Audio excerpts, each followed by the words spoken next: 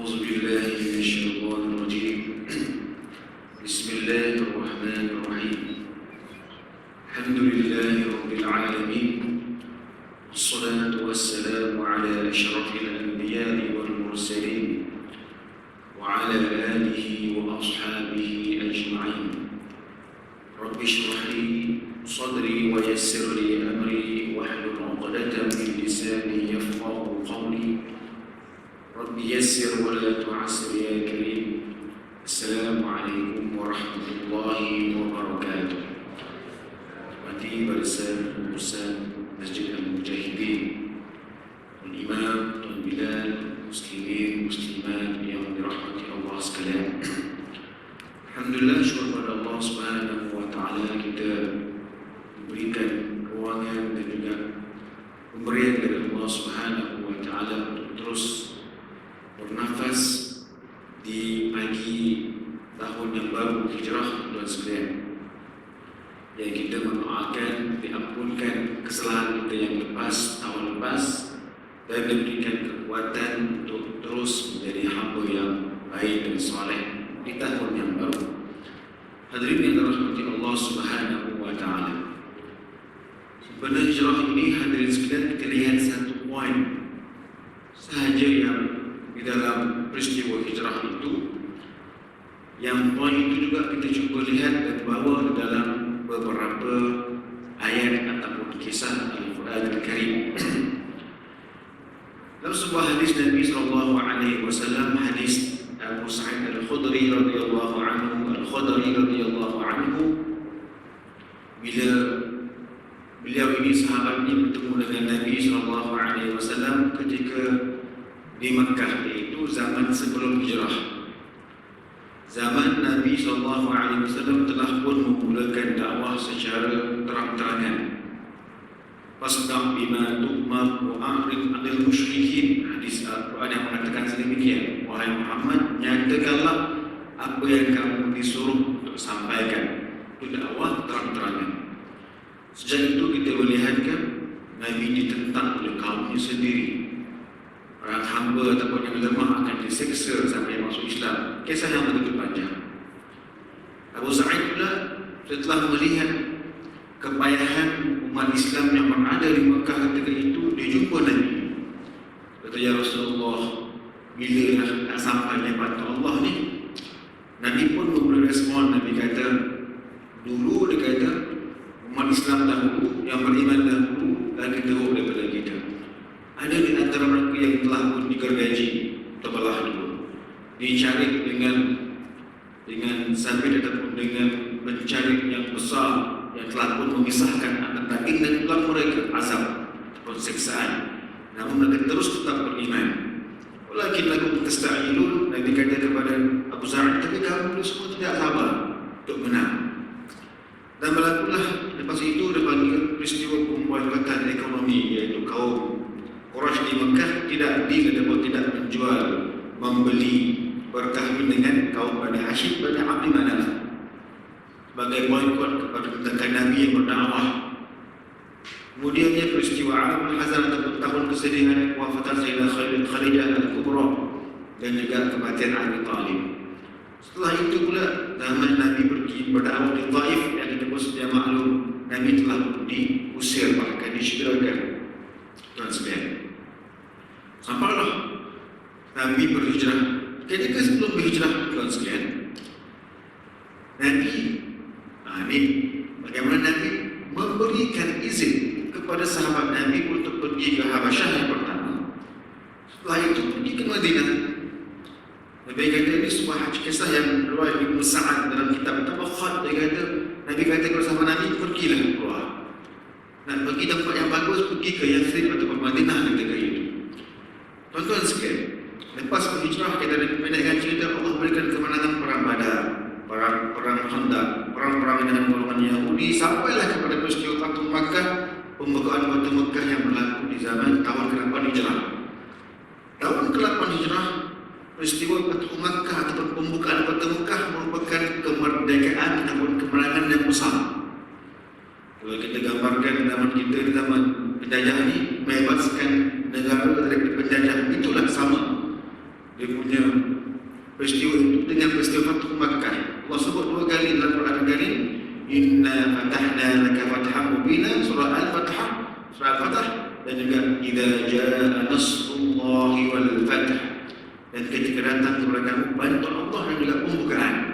Allah cerita 2 kali tentang kisah yang begitu agung ini. Dan peristiwa itu berlaku pada hijrah, tuan-tuan sekalian, 8 tahun selepas Nabi berhijrah. Sedangkan ketika Nabi di Mekah, di buminya sendiri 12 tahun tidak ada seorang kemenangan, bahkan ditekan. Nabi keluar daripada Madinah 8 tahun sahaja, mana berhijrah itu merupakan satu mujahadah, perjuangan, pengorbanan, apa-apa lagi lah tuan sekalian. Tapi 8 tahun sahaja kamu dapat kemenangan yang mutlak. Tuan sekalian, cerita mujahadah, perjuangan itu benda yang memang ada dalam lumrah. Satu benda sahaja kita nampak bagaimana Nabi, apakah satu benda yang Nabi buat yang sebenarnya ada pada semua Nabi-Nabi buat dalam peristiwa yang sama. Satu perkara, satu kalimah sahaja hadirin sekalian. Awal dahulu bila sahabat Nabi jumpa Nabi, Abu Sa'id Al-Khudri jumpa Nabi, Nabi kata, jangan, tunggulah bantuan Allah. Tak perlu pergi mana, tak perlu lawan, tak perlu apa, tunggu bantuan Allah. Tapi bila sampai hari ataupun tahun berhijrah, Nabi kata pergilah ke Habsyah ataupun pergilah ke Yathrib. Kita nampak Nabi telah mengubah stand. Kalau dalam bahasa sejarahnya, Nabi mengubah dengan pendirian daripada tunggu bantuan Allah di Makkah berbanding dengan ketika hijrah, pergilah berhijrah. 2 stand ataupun 2 pendirian yang berbeza. Dulu kata tunggulah bantuan Allah. Zaman hijrah pula Nabi kata pergilah berhijrah ke Yathrib. 2 pendirian yang nampaknya berbeza. Itu tak ada lagi firman Allah Subhanahu wa taala. Nah, apa kita nak belajar, apa kita nak ambil hadirin sekalian? Ialah Nabi SAW dia memberikan respon.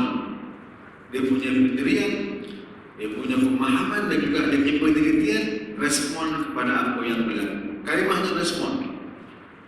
Respon ataupun dipanggil sebagai kita memberi tindak balas kepada apa yang berlaku di sekitar kita. Nabi tidak sentimen di Mekah ni tak boleh keluar, tak payah keluar apa yang berlaku di Mekah negara kita. Tak. Nabi tidak sentimen sedemikian. Kalau kita berada dekat kita, kalau kita telah diberikan peluang macam tu juga, dakwah kampung kita ke, mengajak kebaikan ke, apa berlaku pun kita kata saya akan stay dekat sini lah. Kan mana-mana pun di kampung saya. Tapi Nabi tidak sedemikian hadirin sekalian. Dia respon kepada apa yang berlaku, ya kita kena keluar. Dan kita akan keluar walaupun terpaksa menghadapi apapun pancaroba ataupun mehnah yang akan datang. Poin kita tadi ialah respon, ataupun Nabi memberikan satu respon terhadap persekitaran keperluan, keterdesakan yang berlaku walaupun ia susah. Dan itu sudah bukanlah satu tindakan yang baru bagi setiap Nabi. Kita tengok dalam Quran, kita punya syahid kita Quran. Syahid di mana kita punya supporting document kita, evidence kita Quran. Kita buka semua kisah Nabi-Nabi. Nabi ini pun cukup. Nabi Adam alaihissalam, Nabi Lut, Nabi Hud, kaum Samud, Nabi Saleh dan juga Ibrahim, Nabi Musa, Nabi Isa. Kalau sempatlah dan sekalian. Nabi Adam alaihissalam, kalau kita buka Quran Karim, cari nama Nabi Adam, kita akan jumpa 30 tempat tuan sekalian dalam Quran, surah Al-Baqarah, surah Al-A'raf dan seterusnya. Dalam kisah Nabi Adam alaihissalam, macam-macam kisah kita pun sudah maklum. Ada kisah dengan iblis, kisah dengan malaikat, kisah dengan anak-anaknya. Ambil satu kisah sahaja, kisah dengan anak Adam. Nabi Adam alaihissalam, Allah respon kepada manusia. Allah, kalau kita tengok kisah Nabi Adam, dia tak ada isu dengan kufur. Dia tidak ada isu dengan ketauhidan, tak ada isu.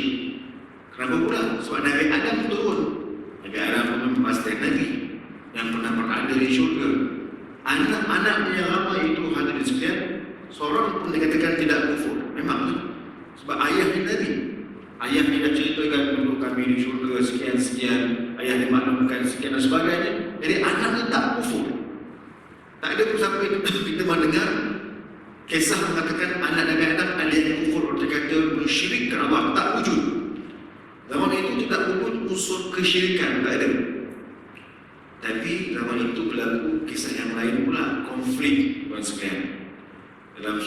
Al-Maidah Allah cerita watlu alaihim naba'a bani Adam bil haqq idh qarraba qurbanan fatuqbila min ahadihima wa lam yataqabbal al-akhar qala la'aqtulanna.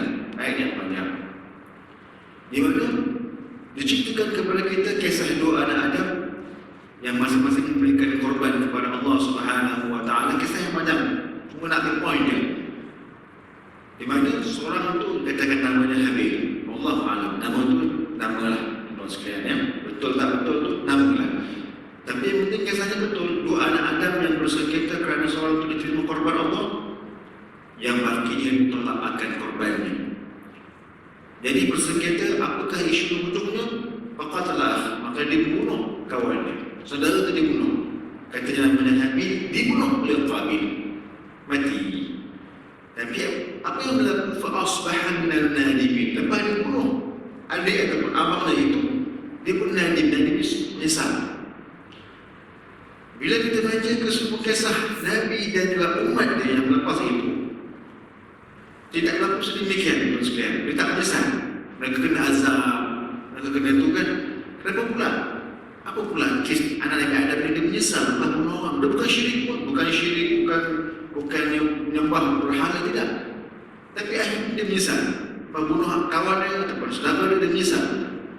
Tuan-tuan sekalian, itulah bagaimana Allah respon terhadap zaman ataupun persekitaran ketika itu.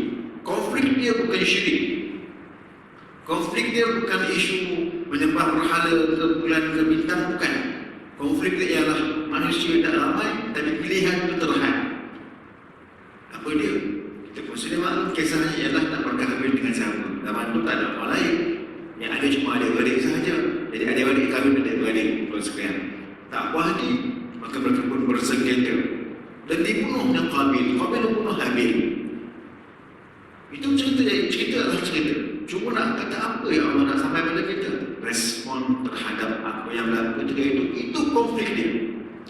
Nabi Adam AS zaman dia itu konflik dia, maka selesaikanlah. Allah maklum dalam Quran mana benda-benda besar tuan sekalian. Tak ada benda yang Allah sebut dalam Quran mereka benda ada signifikan yang begitu besar kepada kita lah, umat Islam.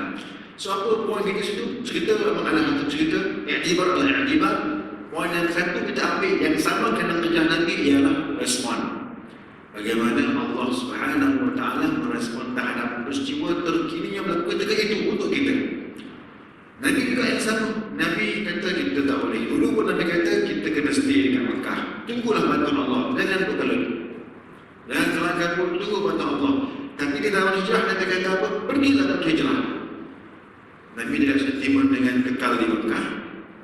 Nabi pun tidak bagi sebagai pasif dalam mengambil strategi. Nabi kata tak ada. Kita pergi berhijrah. Nabi respon terhadap apa yang berlaku kepada sahabat Nabi yang disiksa, yang diazab, cercaan dan sebagainya. Pergi ke Madinah, hijrah ke Madinah. Kalimah respon tuan sekalian. Tengok pula Nabi Hud AS. Dalam Quran ada 9 tempat cerita tentang Nabi Hud AS. Tuan-tuan, zaman Nabi Hud lain pula isu dengan zaman Nabi Adam AS. Zaman Nabi Adam tak ada isu syirik, tak ada sembah berhala. Kenapa pula? Ayahnya ada. Ayahnya Nabi Adam pastilah mengajar ke semua anaknya untuk terus bertauhid. Namun bila lamanya masa tuan-tuan sekalian, anak-anak dah keluar jauh. Kita pun tahu ada konflik yang berlaku antara Habil dan Qabil. Bukan Qabil lari. Jadi ini isolated case, dia lari. Dalam sejarah kemanusiaan dikatakan bila ada kelompok yang melarikan diri daripada kelompok yang ramai, inilah yang lari, inilah yang mungkin membuat benda yang faham. Yang ramai ini beriman betul sekalian. Tapi yang seorang lari ini, dia pergi mana tak tahu lah, dari jauh.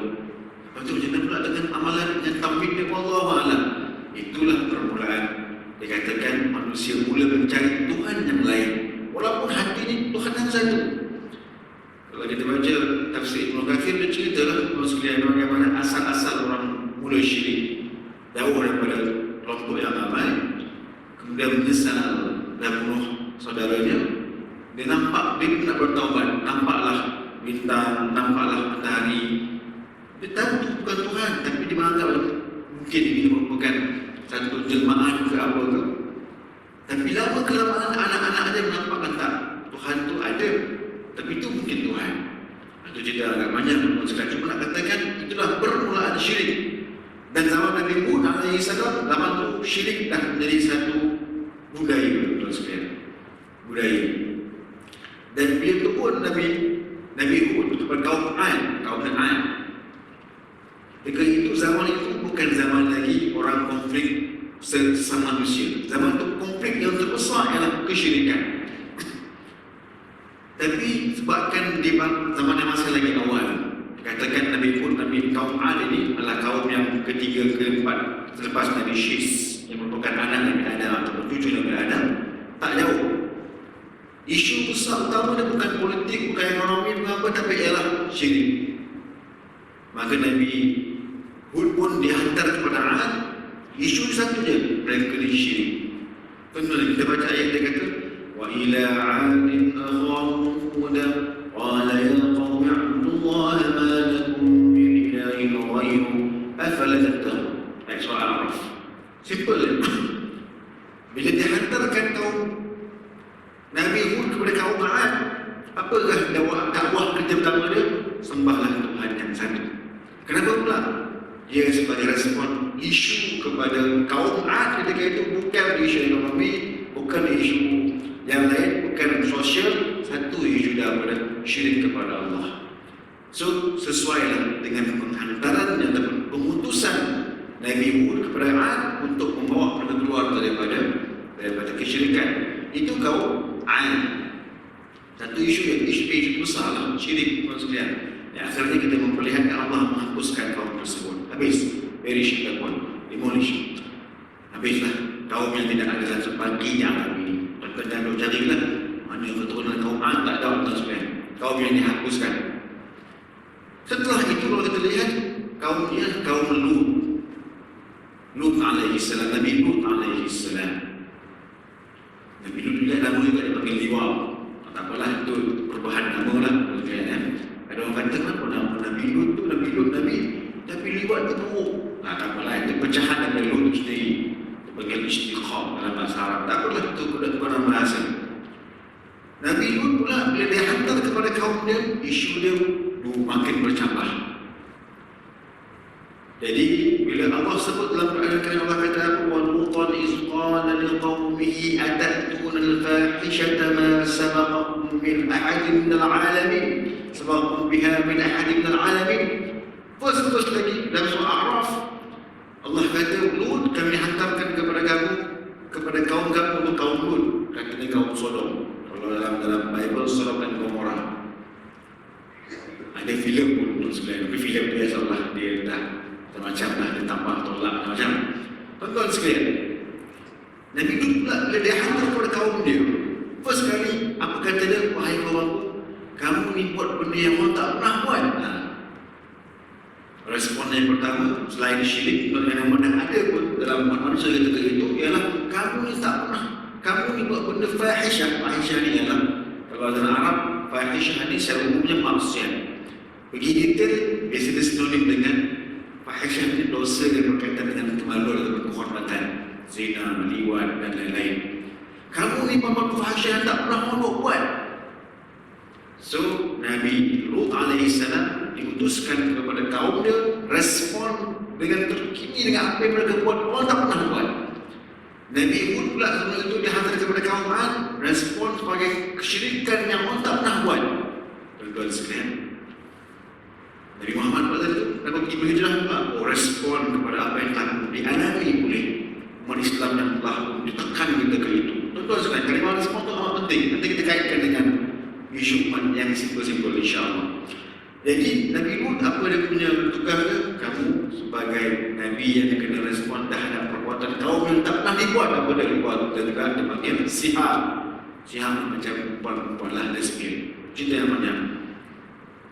Tengok pula kaum Samud ni Nabi Saleh tak pergi kepada kaum lain, kaum Nabi Ibrahim lah. Tengok semua Nabi ni banyak. Nabi Ibrahim ni agak spesial. Nabi Ibrahim SAW kisah dia dalam Quran 63 tempat. Bahkan ada surah khusus nama Ibrahim. juzuk yang ke-13. Banyak tempat dia bermacam-macam cerita nanti kita olah. Ibrahim itu sedap untuk diolah. Mana cerita dia? Cuma saya ambil yang tempat di surah Maryam.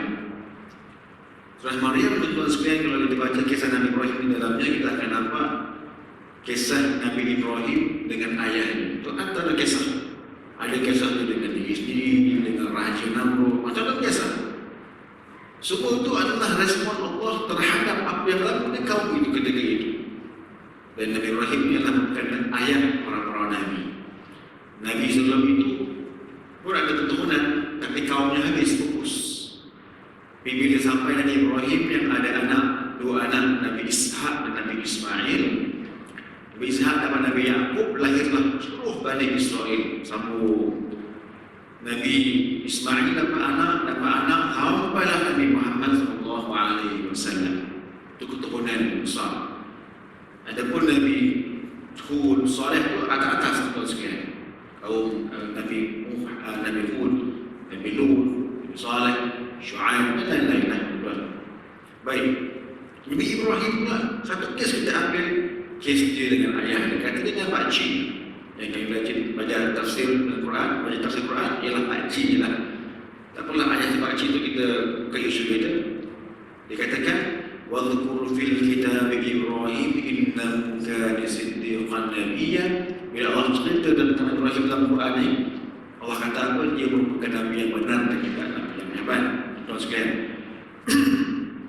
isu yang direspon Nabi Ibrahim banyak.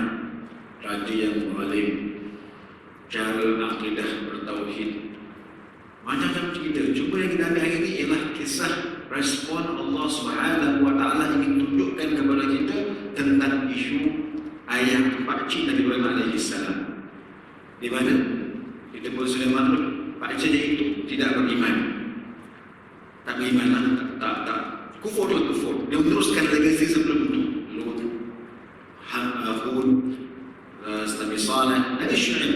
Dia meneruskan ayah ini lah.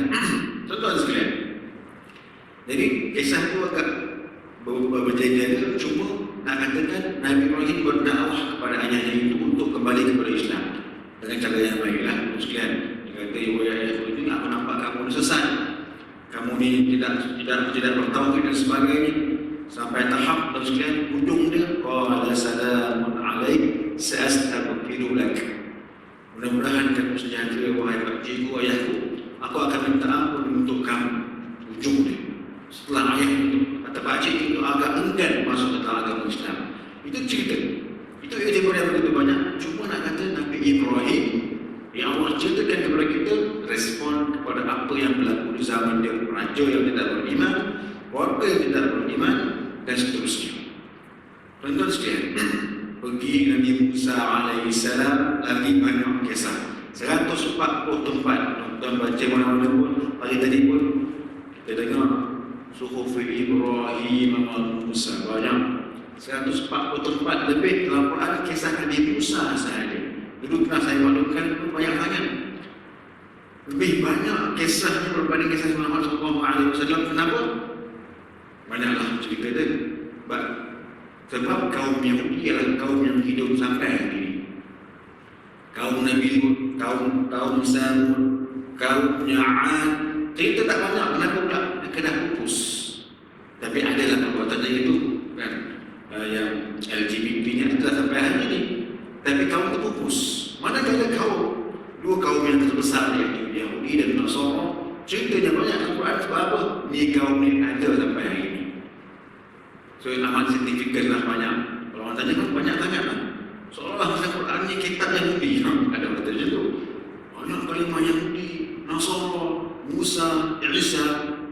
Memanglah kaum tu ada sampai hari ini. Dan banyak aktivitas yang kita faham tentang mereka. Tuan-tuan sekalian, 140 tempat lebih kurang. Saya ambil tempat ada, tuan sekalian. Satu tempat ni. Tempat yang signifikan. Kenapa Nabi Musa diutuskan ketika itu kepada Bani Israel? Allah kata apa? وَلَقَدْ نَجَّيْنَا بَنِي إِسْرَائِيلَ مِنَ الْعَذَابِ الْمُهِينِ. Tuan-tuan sekalian, antara sebab pengutusan besar kepada kaumnya ialah untuk nanjaina, menyelamatkan Bani Israel daripada menjadi hamba yang dahsyat kepada kaum Fir'aun. Jadi itu satu benda yang respon kalimah. Allah tak hantar terus di Fir'aun dakwah. Allah tak hantar teruslah pergi mana-mana ke buat ke tak. Ketika itu isu dia penghambaan yang nyata kaum Fir'aun kepada Bani Israel yang merupakan keturunan Nabi Ibrahim, Nabi Yaqub, dan seterusnya lagi. Nabi Yusuf. Cuma kalau teman-teman baca kisah Nabi Yusuf, Nabi Musa berbeza. Kenapa kisah Nabi Yusuf ni di Mesir ketika itu orangnya beriman, tapi ketika Nabi Musa tak beriman, Fir'aun raja dia. Di situ ada pengkaji mengatakan di zaman Nabi Yusuf yang merupakan anak Nabi Yaqub, ketika itu yang menjadi raja di Mesir ialah Raja Malik, dan dia beriman. Tapi bila kelamaan bertukar kepada Fir'aun, sejarah ceritalah Fir'aun yang menjadi raja, maka ketika itu bukan raja lagi, tapi adalah Fir'aun atau Fara'ina.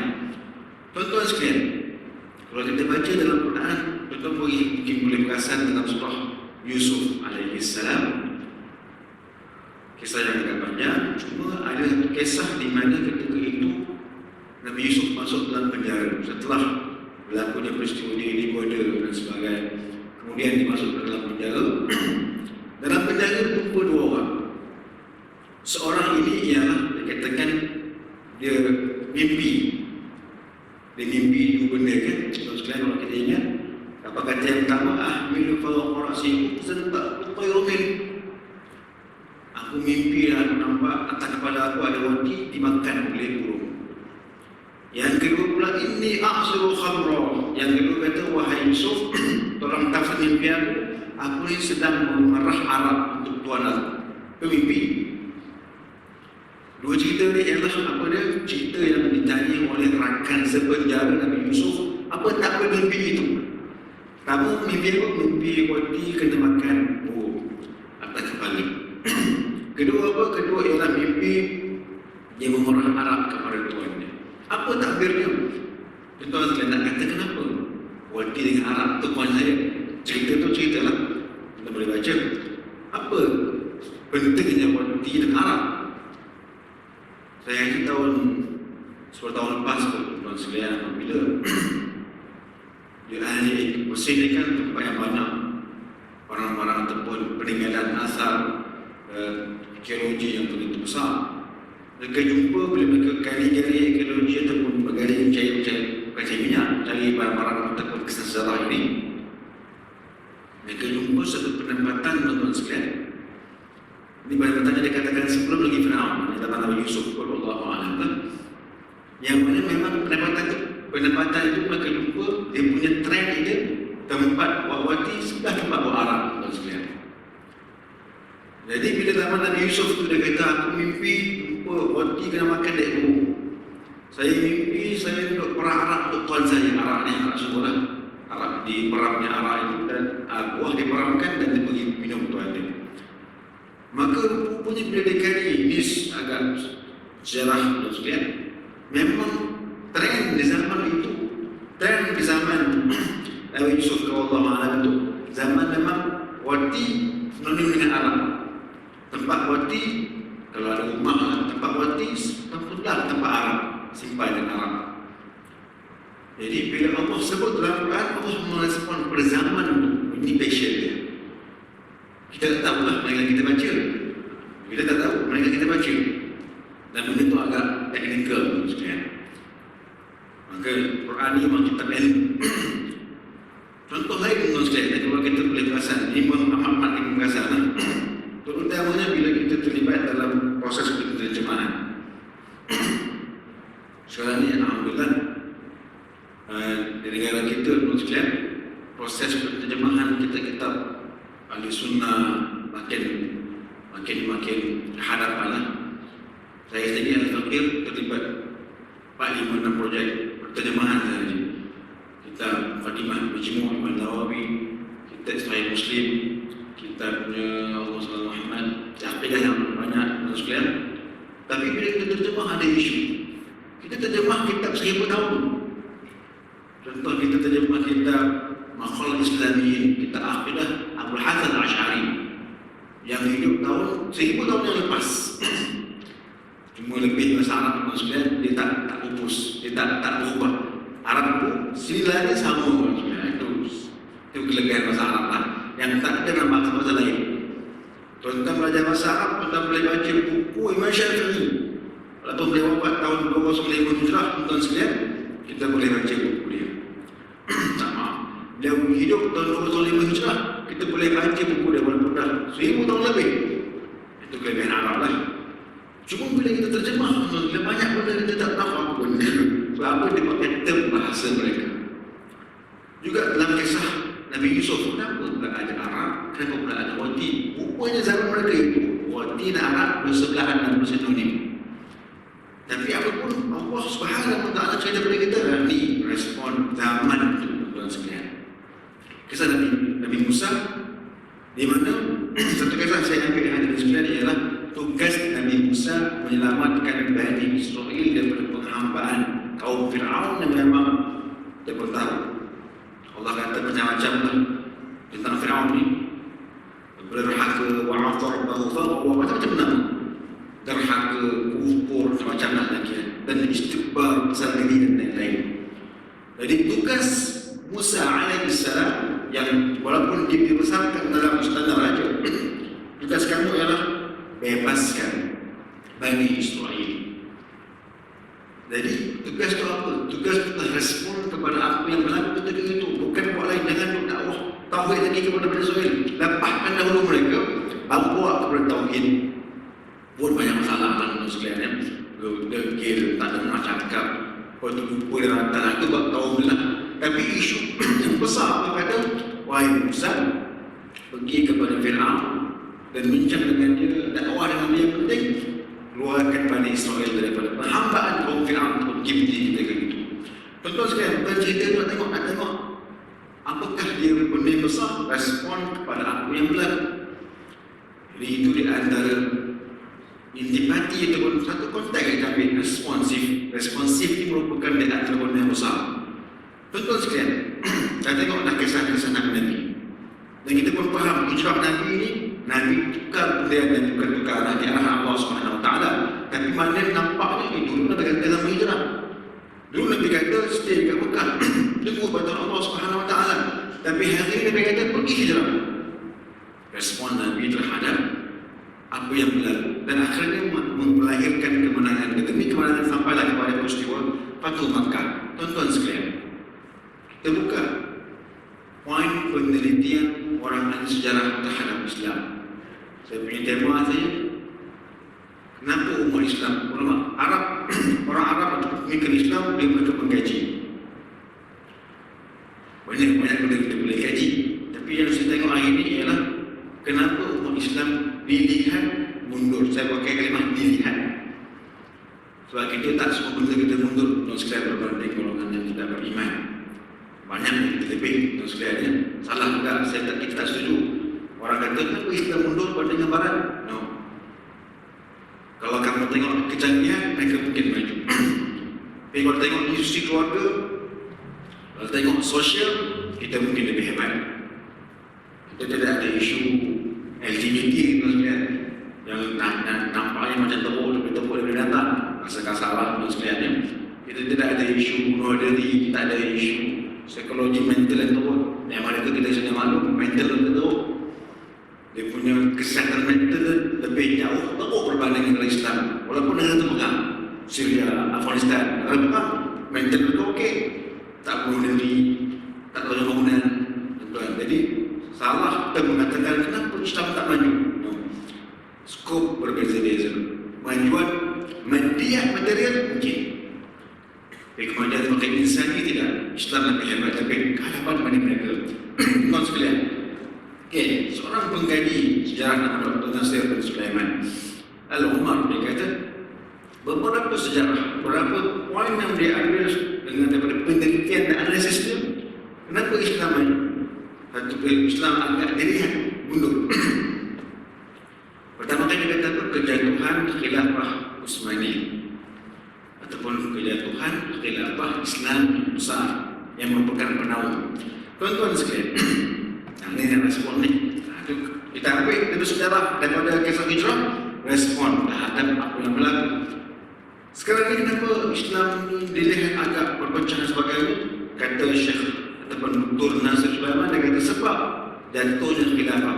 Tuan-tuan sekalian, kalau kita boleh perasan, jatuhnya khilafah itu dalam zaman bersatunya mereka ataupun golongan ketika itu adalah British. Zaman British, kekuatan dunia ketika itu British. Walaupun ada Jerman ataupun ada seperti Spanyol dan juga Portugal, Belanda, nama-namanya. Tapi jatuhnya khilafah Utsmaniyah ataupun khilafah Islam ketika itu di zaman itu mereka pula tengah kuat.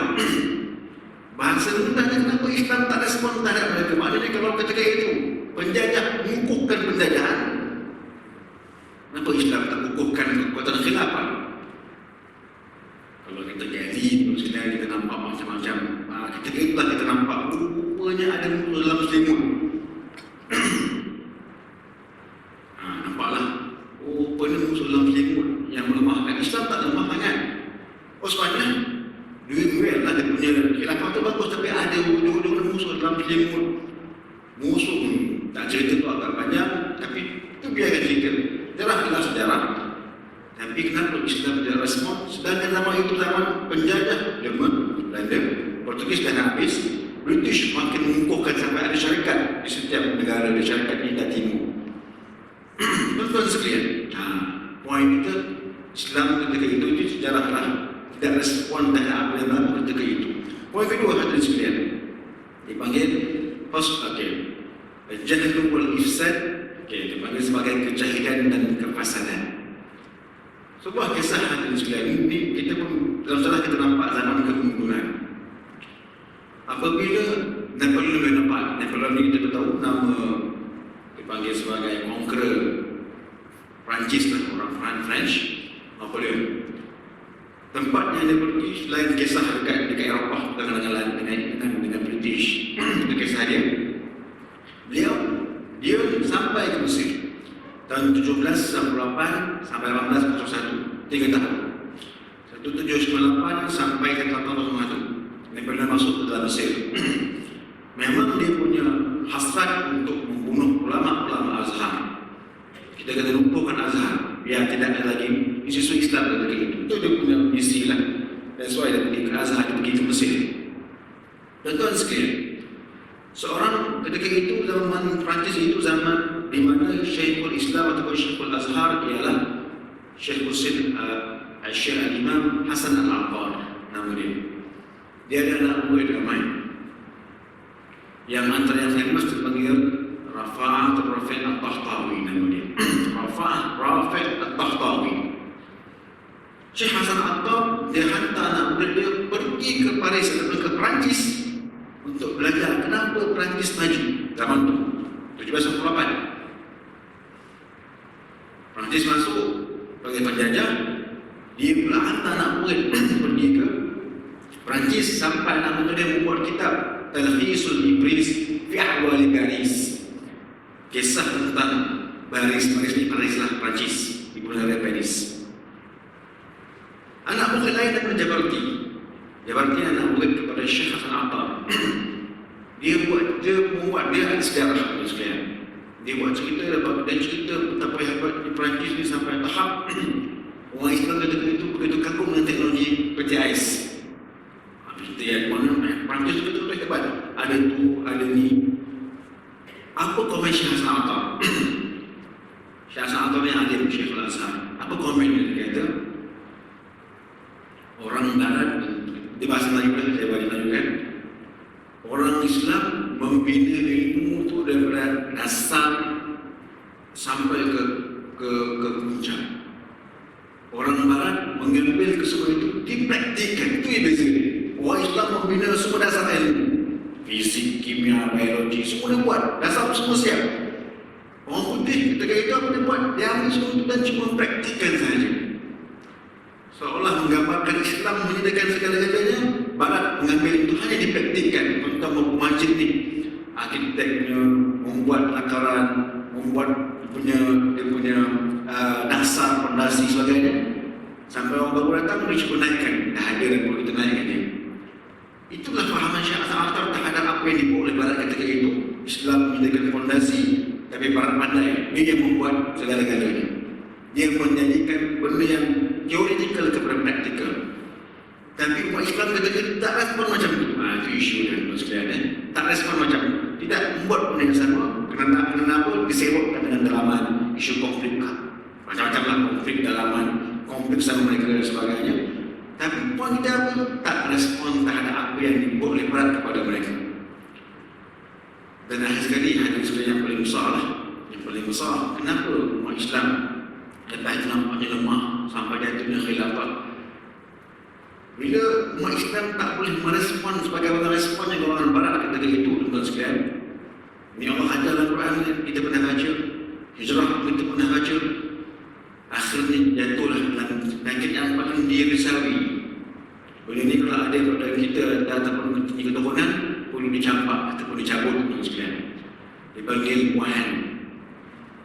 Wahan ini Allah sebut hadis yang masyhur, tuan-tuan sekalian, Nabi kata akhir zaman nanti umat yang begitu ramai tapi tidak bermanfaat.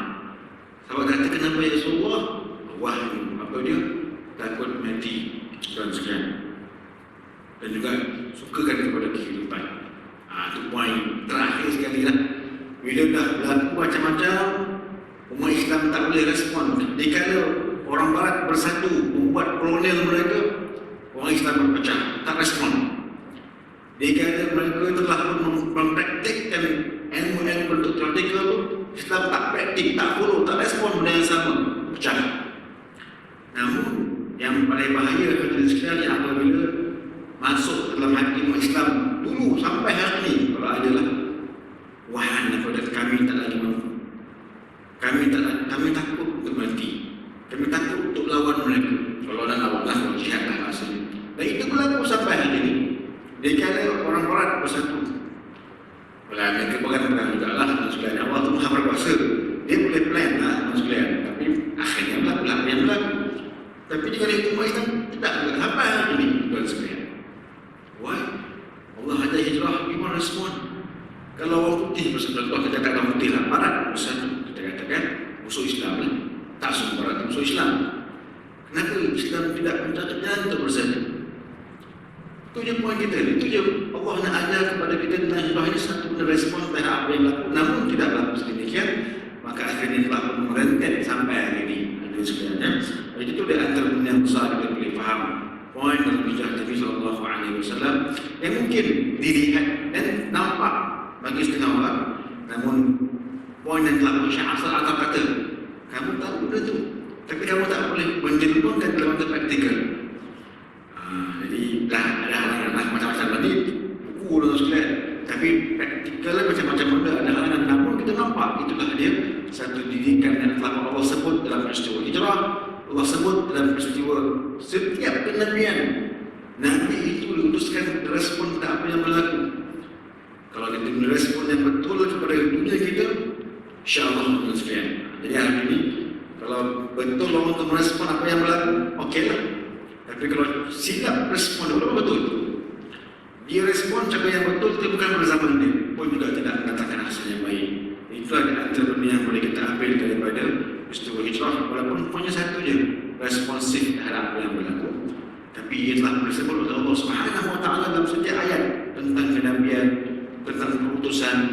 Dan itulah merupakan antara intipati kepada kejayaan dan juga kekuatan yang ada di sekalian. Mudah-mudahan kita diberikan nyaman dan diberikan kepahaman dan ibrah. Mudah-mudahan juga ia menghampirkan kita dari Al-Quran Al-Karim. InsyaAllah ta'ala. Rabbana atina fid dunya hasanah wa fil akhirati hasanah wa qina azaban nar. Sallallahu ala sayyidina Muhammad wa ala alihi wa ashabihi ajma'in. Subhana rabbika rabbil izzati amma yasifun wa salamun ala mursalin. Alhamdulillah rabbil alamin. Taqabbalallahu minna wa minkum. Sekalian saya mohon maaf atas kesalahan. Assalamualaikum warahmatullahi wabarakatuh.